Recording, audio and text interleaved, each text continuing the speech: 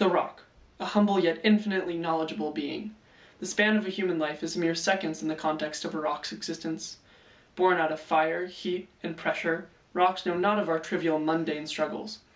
If we study rocks with utmost respect, we can learn quite a few things about Vermont and its geological history. To attempt to tell the story of rocks through writing would be an insult to their dignity. Instead, we will interpret these words into dance.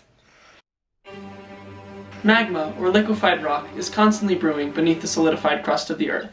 This ocean of molten rock wants nothing more than to rise up through the crust so that it may become rock. Unfortunately for the magma, it takes an incredible amount of force to break through the crust.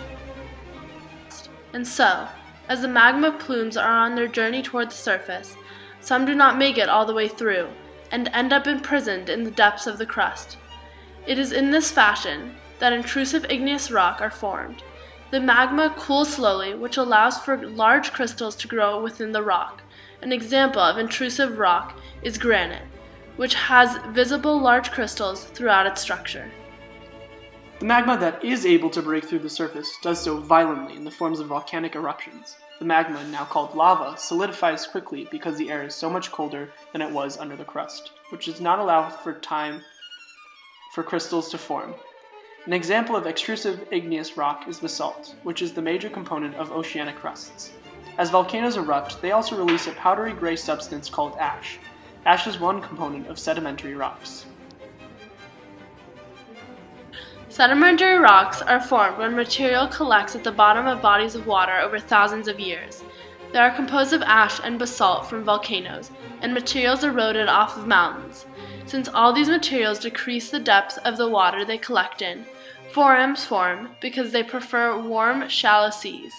These forearms, made of calcium carbonate, are also part of sedimentary rock. As these sediments gather at the bottom of oceans, the weight of the water and other sediments on top of them causes them to be vertically compressed into rock. Sandstone and limestone are two examples of sedimentary rock. As the volcanic island arc, which supplied the basalt and ash for the sedimentary rock, moves closer to the continental crust, it horizontally compresses the sedimentary rock onto the continental crust. A great deal of heat and pressure transform it into metamorphic rock. Because the pressure is applied horizontally, crystals form in a vertical fashion. These vertical sheets of rock and crystal are called foliations.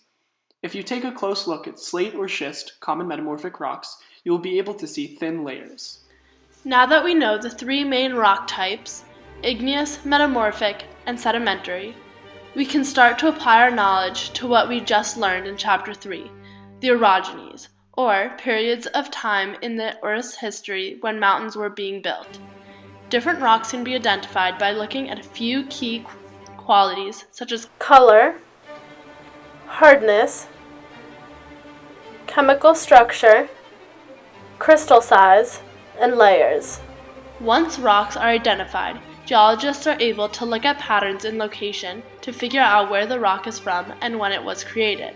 And by applying this knowledge to orogenies, geologists can see the layering of orogenies and their effect on Vermont's geology. Each orogeny that involved Proto-Vermont involved some landform slamming into the coast. This created vertical layers of rocks of similar types.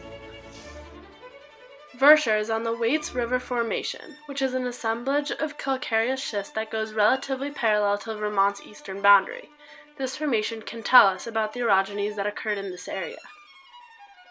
Although we have already established that rocks are some of the most enduring and magnificent beings on Earth, they are not invincible. They can be eroded and weathered away. When the rock breaks down and is then carried away by water or gravity, it is considered eroded. One example of erosion is exhumation. This is when the material on top of a rock, which is buried deep underground, is carried away, releasing the pressure that was on top of the rock and causing it to expand and fracture. Weathering, on the other hand, describes the way in which rocks break down either by physical or chemical processes. Physical weathering occurs when water seeps into rock and then freezes. As water freezes, it expands to a volume which is 9% larger, pushing against the structure of the rock and breaking it apart. Chemical weathering, on the other hand, is when compounds in the rock bond with water. When carbon dioxide, CO2, combines with water, H2O, it creates carbonic acid, H2CO3. also known as acid rain. When carbonic acid lands on silicate rock, CaSiO3, it reacts and becomes calcium, silicon, and bicarbonate, or HCO3. These compounds then enter rivers, which deposit them into the oceans and then are taken in by forams. This process is called hydrolysis. Another type of chemical weathering is carbonation, a type of dissolution. This is when acid rain breaks down rocks with calcium, potassium, magnesium, or sodium in it, such as limestone or marble. Now that we know how rocks are formed, how they relate to Vermont, and how they are weathered, we can go out into the world and explore and understand these majestic beings.